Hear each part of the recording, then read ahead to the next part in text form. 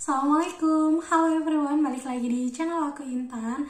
Oke teman-teman, di video kali ini aku mau ngasih tahu caranya gimana sih caranya supaya kita mendapatkan bantuan atau kita sudah tercantum di DTKS, terdaftar sebagai penerima bansos, tapi sampai saat ini kalian belum menerima bantuan, dan aku mau ngasih tahu gimana sih cara untuk memperbaikinya dan sampai kalian bisa menerima bansos. Oke teman-teman, sebelum ke videonya, bagi kalian yang belum subscribe channel aku, jangan lupa di subscribe supaya channel aku ini bisa berkembang dan bisa memberikan informasi yang menarik untuk kalian.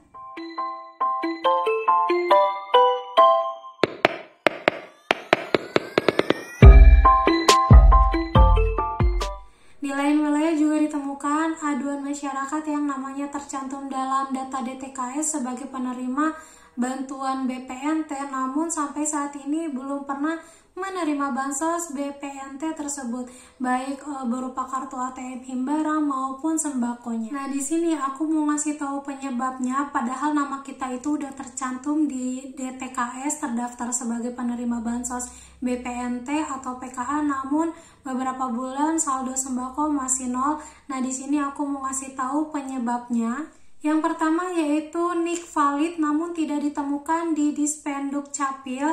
Langkah penyelesaiannya itu kalian cukup update KK ke Dispenduk Capil. Beberapa kasus yang telah terjadi bahwa KK tidak sinkron dengan antara Dukcapil daerah dan di pusat.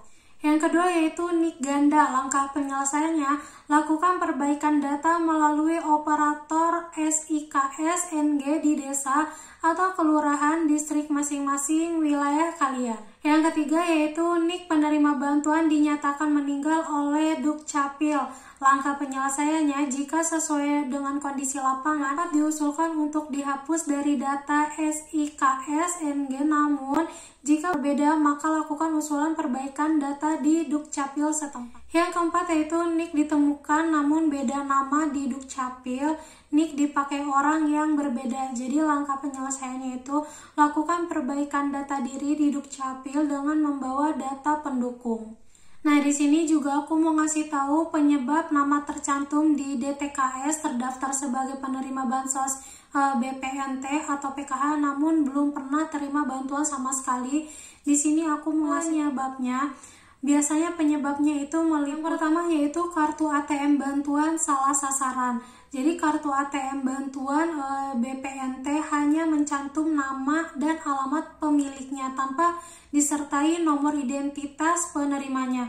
Beberapa kasus yang terjadi adalah yang berhak menerima kartu ATM bansos tersebut tidak menerima dikarenakan kartu diberikan kepada orang yang namanya sama dan memiliki alamat yang sama juga. Yang kedua yaitu gagal burekol, nama ibu kandung invalid tercantum dalam KK hanya NA bahkan kosong. ID-nya ada namun nama orangnya berbeda dengan data bank. Tanggal lahir atau tempat lahir invalid, contohnya tertulis lahir tahun 1800, nama kota ditulis nama kecamatan atau provinsi. Yang ketiga, gagal divalidasi oleh otoritas keuangan atau OMSPAM.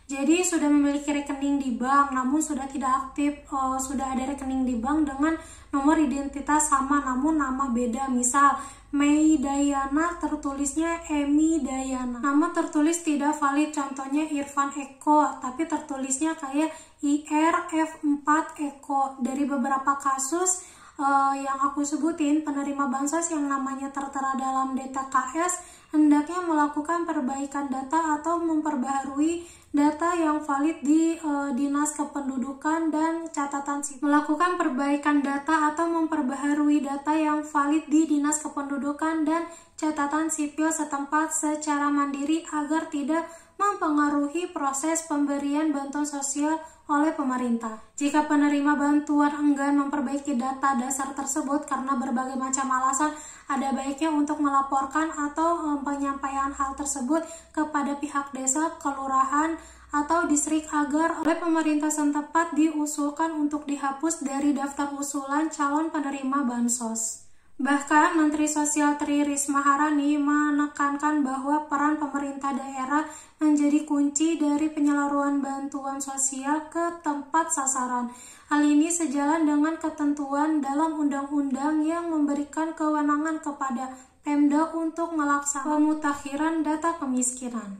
Dalam proses pemutakhiran data, undang-undang memberi kewenangan Pemda menentukan siapa saja yang layak masuk dalam data terpadu kesejahteraan sosial dan siapa yang tidak. Mensos mempersilahkan masyarakat mempelajari ketentuan dalam Undang-Undang Nomor 13 Tahun 2011 tentang penanganan fakir miskin. Pemutakhiran DTKS itu kewenangan daerah sesuai ketentuan dalam Undang-Undang Nomor 13 2011. Prosesnya dimulai dari musyawarah desa atau musyawarah kelurahan, lalu secara berjenjang naik ke atas. Jadi Pemda dan jajarannya sampai tingkat desa atau kelurahan memiliki wewenang penuh menentukan siapa saja layak menerima bantuan dan siapa yang tidak. Pernyataan Mensos menanggapi kasus ketidaktepatan sasaran penerimaan bansos di beberapa daerah. Kasus terbaru terjadi di Desa Ambang 2, Kecamatan Bolaang Timur, Kabupaten Bolaang, Mongondo. Masyarakat Desa Ambang 2 menggelar demonstrasi di kantor desa. Mereka menyuarakan protes lantaran nama kepala desa masuk sebagai salah satu penerima bantuan sosial tunai atau